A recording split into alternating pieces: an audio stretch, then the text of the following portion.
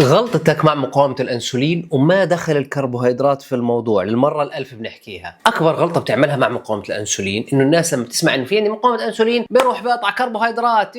لا، هل بتعرفوا إنه مقاومة الأنسولين مش دائما سببها الكربوهيدرات، وهي شرحتها بالتفصيل في فيديوهات أخرى. الدهون ممكن تسبب لك مقاومة أنسولين أيضا، وهذا مثبت بالدراسات العلمية. فالمشكلة مش بالكارب، المشكلة بالتعامل مع الكربوهيدرات. خليني أشرح لكم. الحل السحري إنك تعمل إشي بيسموه الكارب سايكلينج. في دراسة نشرت بمجلة European Journal of Sports Science، تابعوا ناس بتمرنوا 3 أيام في الأسبوع، بعد 6 أسابيع تحسن حرقهم للجلوكوز، وكانوا بياكلوا الكربوهيدرات عن طريق الكارب سايكلينج. خليني أشرح لكم. اللي بدك تعمله كالآتي: حتى لو عندك مقاومة أنسولين، في يوم ما بتاخذش فيه كربوهيدرات، في يوم تاخذ فيه كربوهيدرات ولكن قليل، في يوم تاخذ فيه كربوهيدرات أكثر. اليوم اللي أنت كسول فيه وما بتتمرن وما بتتحرك فيه، هذا ما بناخذ فيه كربوهيدرات، نرفع البروتين ونخلي الدهون معتدلة. واليوم اللي بنلعب فيه تمرين خفيف او بنتحرك اكثر وبنمشي، هذا بتاخذ فيه كربوهيدرات قليله. واليوم اللي بيكون في عندك تمرين قوي وشديد وعالي الشده، شو بتعمل؟ هون بتقدر تاخذ كربوهيدرات زياده من رز، من بطاطا، من شوفان، من معكرونه، من كل هاي الاشياء. وما خلصنا هون، التوقيت مهم. فانت لو بتتحرك خلال النهار، والنهار هو بتكون نشيط فيه وعم تتمرن فيه، فبتاخذ كربوهيدرات في فتره النهار. ولكن اذا كنت انت من الناس اللي خلال اليوم ما بتعمل حركه وبصير عندك حركه بالليل او تتمرن بالليل، فبتاخذ الكربوهيدرات بالليل. يعني بناخذ الكربوهيدرات حوالين فتره التمرين او الفتره اللي احنا نشيطين فيها ونتحرك فيها. واذا بدكم نساعدكم في سوبر هيومر، في برنامج غذائي يوصلك لجميع اهدافك، يحرق عندك كل الدهون، ينسفها، يتفصل برنامج لك لتوصل لاهدافك، ابعث كلمه سوبر او شوف اللينك الموجود عندنا في البايو. مع السلامه عليكم.